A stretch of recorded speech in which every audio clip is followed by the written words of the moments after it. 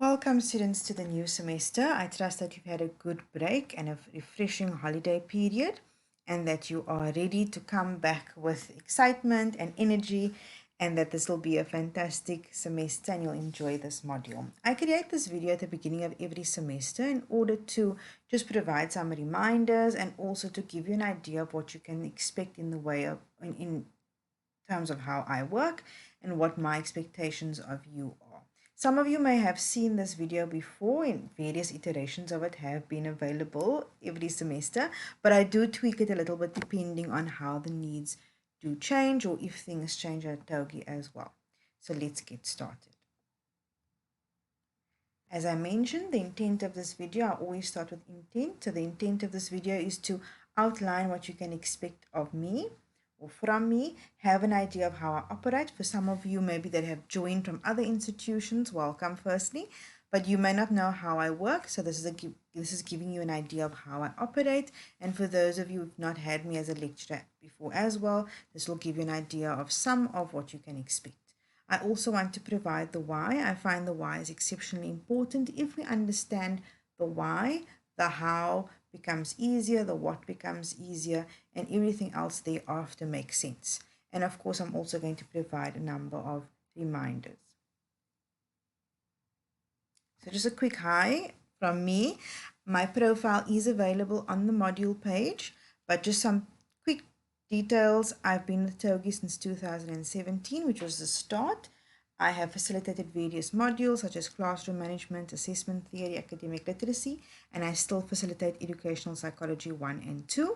And then my other role is the head of student counseling support. So what is important for you to know right at the outset, your module guide is your biggest friend. The module guide gives you an idea of what you can expect for the complete semester, what the due dates are, the weighting of certain tasks, and what the outcomes and assessment criteria are. Please read it very carefully and use it to plot your dates across the semester. You obviously have more than one module, so please perhaps get a calendar or a diary, whatever works best for you, and already plot your dates so that none of the assessments give you a surprise later on and you realize the due date has already passed or is coming up quite quickly. So make sure that you are prepared by using your module guide. Remember, this is your responsibility. You cannot only depend on reminders from your lecturers or, for example, looking at your Moodle page. Your module guide is there to prepare you for what's to come. Pay careful attention to the weighting. I find a lot of students miss this. The weighting of tasks are very important. The marks for a task may be out of 100, but if the weighting is only, for example, 2%, that 100 marks counts only 2% to your complete total of 100%. So if a task has a weighting of perhaps 20%, but the mark allocation is only 50, and the other task is a weighting of 2%, but the mark allocation is 100, the one that has the higher weighting, which is 20%, does carry more value for your final total. If this doesn't make sense, please connect with me and I'll explain this to you, but do pay attention to the weighting of tasks. This is not to say that one task is more important than the other. We want you to complete everything, but just please do pay attention to the weighting of your tasks. It does make a difference at the end of the semester when your marks are calculated. Look at the objectives and the purpose of the course, because at the end you can gauge, have you met these objectives? Do you feel that you understand or have achieved the goals? And then, of course, generally just use the module guide to help map your and manage your journey across the semester. Any questions, always please feel free to contact me and I can take you through anything at your own pace. Those that have been at Togi for a while know this song already. PDFs are the way that you will submit your assignments.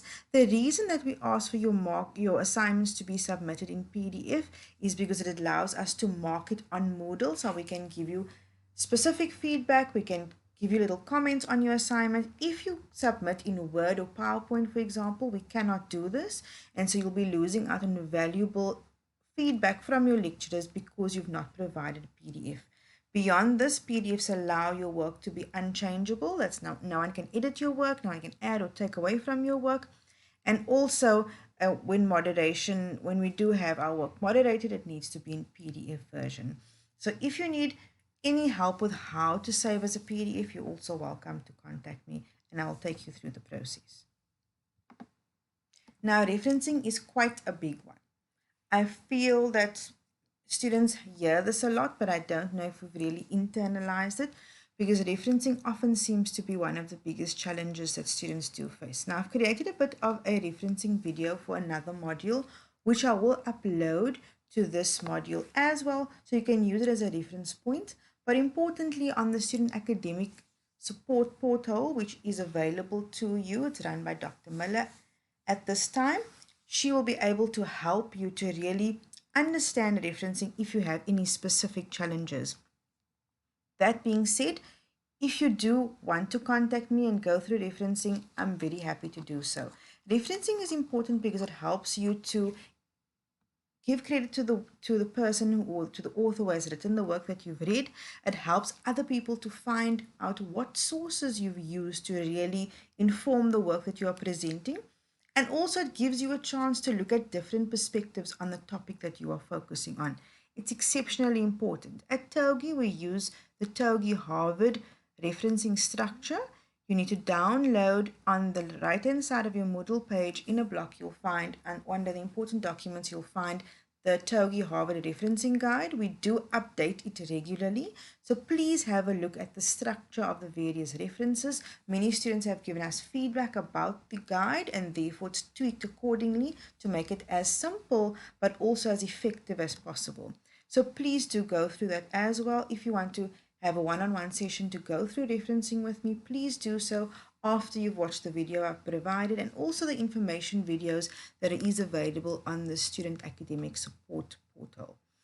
Referencing is vitally important. If you submit an assignment to me without the correct in-text references or without a reference list, I will not mark your work. This is very important as students fight with me every semester, but please know I am declaring it now. I will not be marking your work because this constitutes plagiarism, and as a lecturer I would then also be part of that if I were to mark your work. So references need to be in the correct structure, the TOGI structure. They need to be both in-text references as well as full references on your reference list at the end of your assignment. It's called a reference list, not a bibliography. You will have them in alphabetical order. They will not be bulleted or numbered, and you will use the correct structure. And before you submit, make sure you highlight the reference list and make sure it's all in black and not blue or any other color.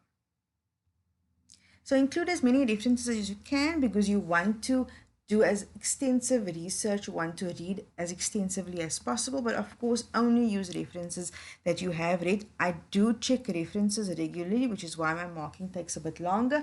I will follow your references. I will look for the work that you've been reading, also just to see what kind of, what is the caliber of the source that you have used.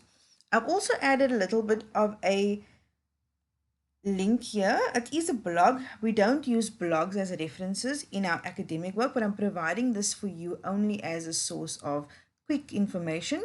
Have a look at some referencing tips there, and then remember, very importantly, I learned this only after completing quite a bit of my studies, or rather during the course of completing my studies. Reference as you go. Do not read everything and at the end think, what are my references? Don't go back and get confused. Instead, as soon as you start reading something and you think, I'm going to use this, put the reference down in a reference list already. So before you start an assignment, the first thing I do is I start a cover page and I start a reference list. As I read, I add my references, even if they are a bit messy, but it helps me not to get confused later on or have any problems. So reference as you go. It's a really, really important and helpful tip, I feel. Again, any issues with referencing, please feel free to reach out. I do know referencing can be a challenge. It's a challenge for everybody at every level of their study journey. So please do not feel that you cannot ask. We are very happy to help you and willing to help you as well. A quick mention on time management.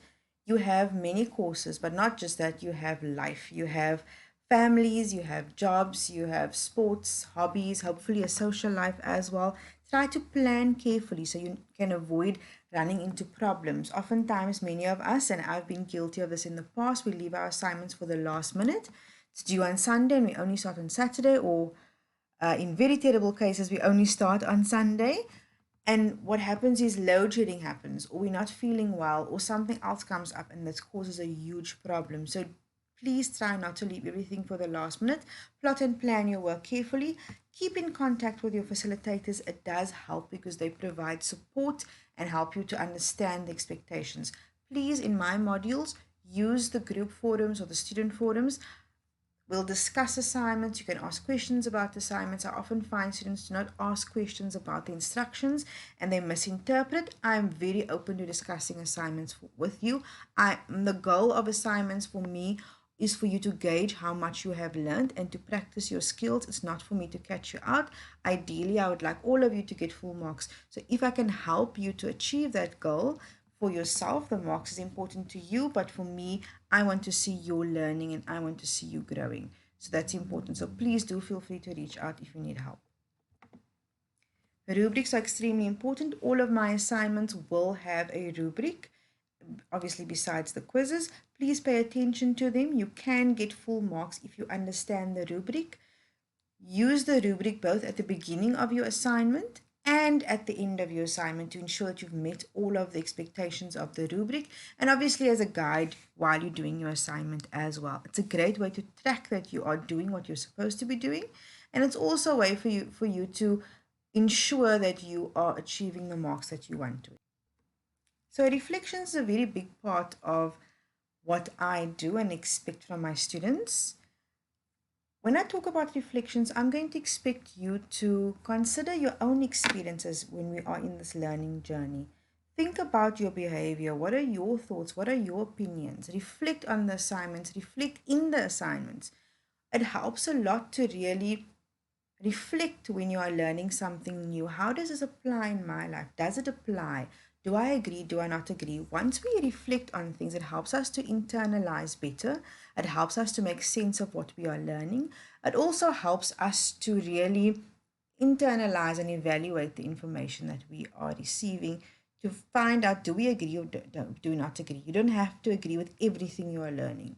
This is not learning. This is not critical thinking. Critical thinking is about taking what we are learning, looking at it, reflecting on it, and figuring out how we feel about it. And if we feel there's enough information and enough research to really make what we are reading valid. Reflection also helps us to be fully present and grounded. It helps us to understand where others may be coming from, and it also helps to develop safety and trust. So people often ask me, students ask me, how do you mark a reflection? Is that fair?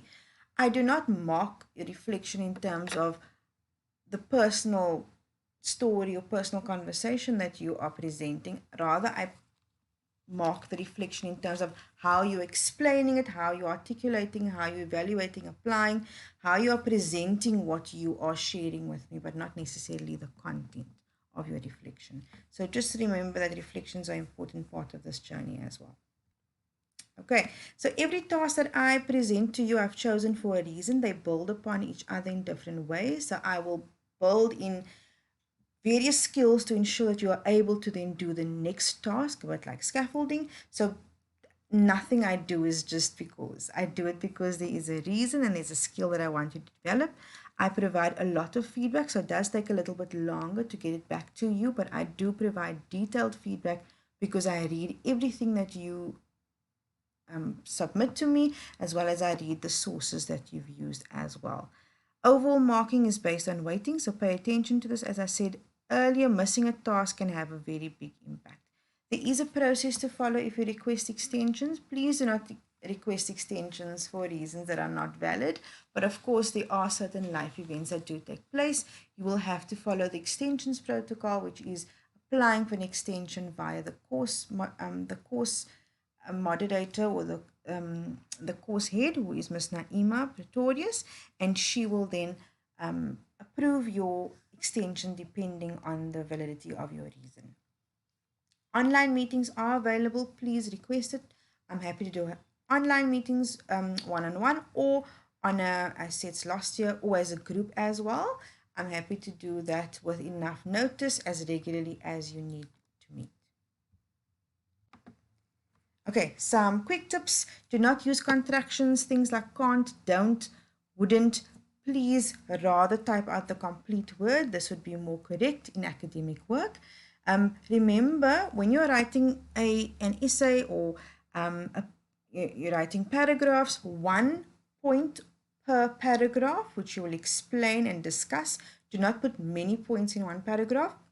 You do not add new information in a conclusion, and do not, and please never add sources that you have not consulted. I do know that students have a challenge with this, but as you increase in your uh, academic journey, you will see that you'll be getting less marks but expected to do more work. That is unfortunately something we all have to deal with, but do try to provide as much explanation for whatever amount of marks as possible to make sure that you achieve the marks, but importantly also make sure your point or your learning is clear in what you are presenting. I said that already, and then read your rubrics, and then of course use blooms to structure your work. I am sorry that this video is longer than I wanted it to be, but I want to say all the best with the semester ahead. I do believe that all of you have the potential to get through this module and beyond. If you need any help, you are welcome to contact me by email. My email address is available, but first try the Moodle option, which is Moodle Messenger, and I will do my best to get back to you as soon as possible.